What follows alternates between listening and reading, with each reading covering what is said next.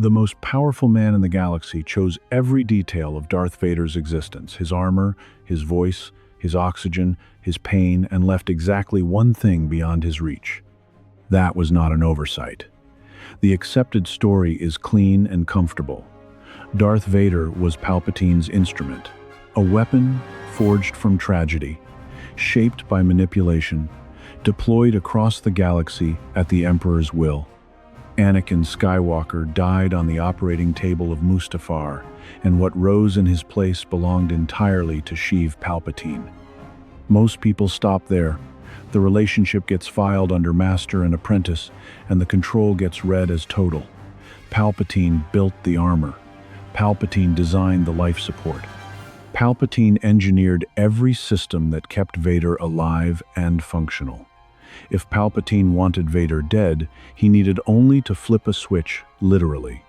But there is one object at the center of Vader's identity that Palpatine never built, never designed, never chose, and never handed to him.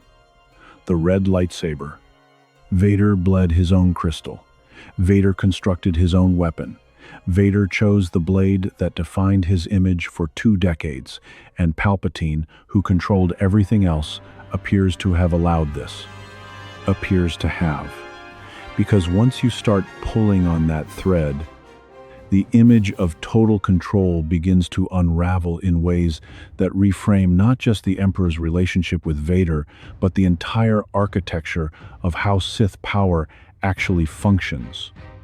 The official story of Darth Vader's creation runs through Revenge of the Sith and into the comics that followed it, particularly the 2017 Darth Vader series by Charles Soule, widely considered the definitive account of Vader's earliest days under Palpatine's rule.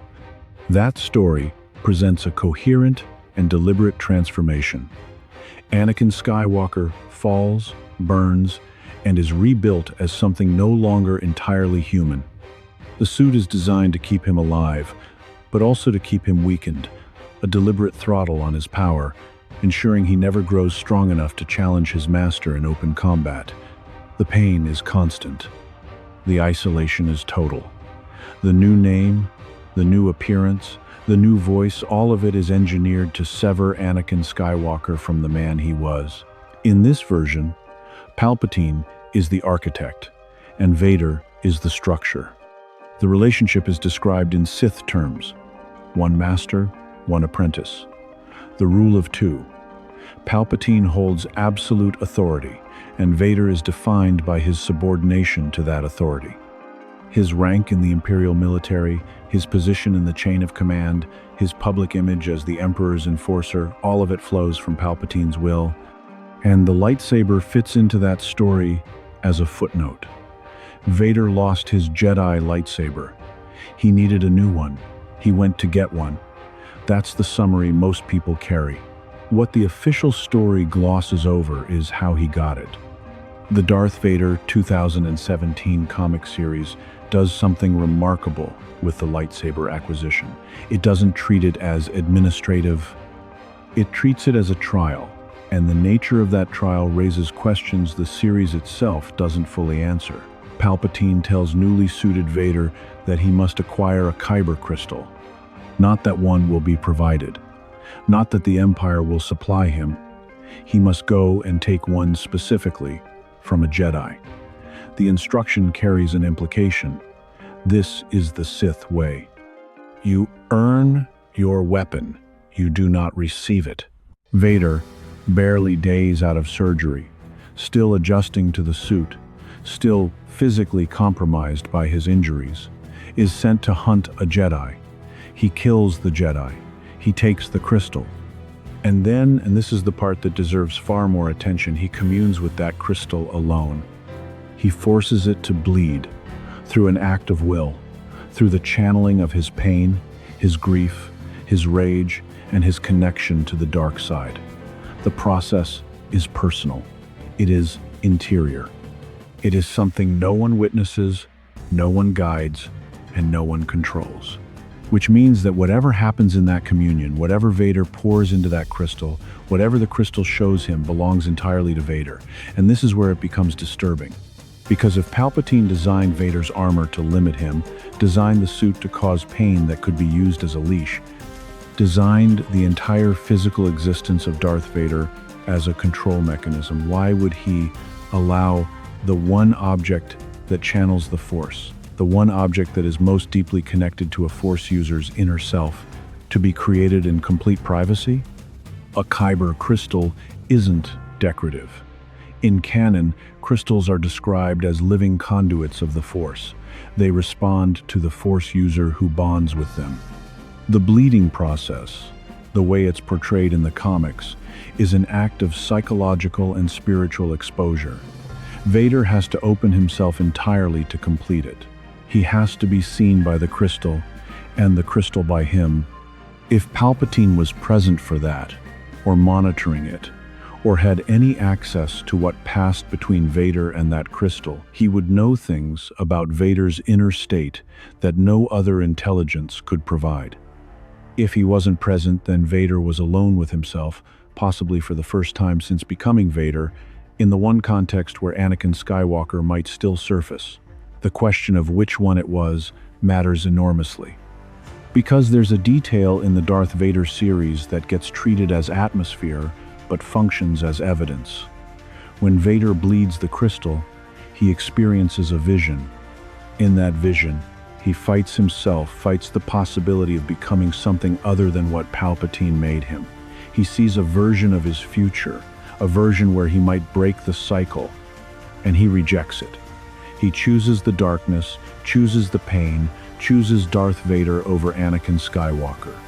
The conventional reading, this is Vader cementing his fall, completing his transformation. The dark side wins. But consider the other reading. Vader made a choice. Alone. Without Palpatine present. In the most psychically exposed moment of his new existence, he encountered the fork in the road, and he chose the dark side, not because Palpatine engineered him to, but because, in that moment, he decided to. Which means Palpatine's most fundamental assumption that Vader belongs to him rests on a decision Palpatine didn't make and may not fully understand. And that's only possible if the lightsaber acquisition wasn't the controlled event it appeared to be. Here is what Palpatine understood that his predecessors did not. A Sith apprentice, who is entirely controlled, is also entirely predictable. And a predictable weapon is, in the long run, a useless one. The rule of two exists not as a spiritual philosophy, but as a competitive architecture. One master, one apprentice. The apprentice is meant to grow strong enough to kill the master. The master is meant to be wise enough to see it coming and either die or survive. What the system produces over centuries of Sith survival is a constant pressure toward power, toward cunning, toward genuine strength. Palpatine understood this better than any Sith in history. He survived by being the most dangerous thing in every room he entered. He turned the Jedi against themselves, turned the Republic against itself, turned democracy into dictatorship, while its architects applauded. He did all of this by understanding that real power cannot be manufactured from the outside. It has to be developed. It has to be chosen. A Vader who was handed his lightsaber, who received a Sith weapon the way a soldier receives a service rifle, would be, at his core, an employee. A Vader who bled his own crystal, who chose his own path in a private vision, who earned his blade by killing a Jedi in his ruined body days after the worst moment of his life. That Vader carries something inside him that belongs to no one else. The most likely explanation is that Palpatine designed the lightsaber acquisition as the one genuine freedom in Vader's existence. Not because he was benevolent, because a caged animal that has never run doesn't know how fast it is. A Sith apprentice who has never made a real choice doesn't develop the instincts Palpatine actually needs. He needed Vader to be dangerous. Not just to others, to Palpatine himself. Because the prophecy loomed over everything Palpatine did in the decades after Geonosis. The Chosen One prophecy isn't a background detail in Palpatine's story. It is the central anxiety of his entire reign. He spent decades engineering a situation where The chosen one would become his servant rather than his destroyer. He succeeded imperfectly. Vader was broken, diminished, dependent. But the prophecy didn't care about any of that. The prophecy, in whatever form it actually existed, concerned balance, destruction, and fulfillment, and it had named Anakin Skywalker specifically. Palpatine couldn't suppress that potential entirely. If he did, Vader would be useless as a weapon against threats that might require force power beyond ordinary capacity. If he suppressed it too thoroughly, he might also be suppressing the very power that, according to Sith tradition, might eventually transcend even the Emperor himself. So he allowed Vader the lightsaber. He allowed Vader the private communion, the vision, the choice, and he watched very carefully to see what Vader chose. When Vader chose darkness, Palpatine knew two things. First, the apprentice was committed enough to be trusted with limited autonomy.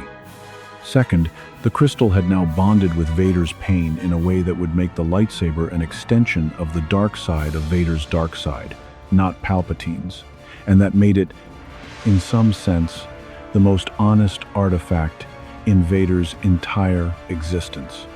Everything else about Vader was Palpatine's design. The lightsaber was Vader's own, which means it was also Vader's own darkness, looking back at him every time he ignited it. His own choices, his own grief, his own refusal of the other path. Palpatine didn't build that. He just created the conditions for Vader to build it himself. And that, it turns out, was the most sophisticated control mechanism of all. Not a switch, not a cage, but a mirror. One that reflected Vader's complicity back at him every time he drew his weapon. If someone can never forget that they chose this, they are far less likely to choose something else. The consequences of this single act, Vader bleeding his own crystal, alone, by design, extend across 23 years of galactic history in ways that are almost never examined. Start with the military campaigns. Vader's effectiveness as Palpatine's enforcer rested partly on unpredictability. He was not a soldier following orders. He was a force-sensitive predator operating under a very thin layer of imperial authority. And the officers, generals, and admirals who served under him knew the difference.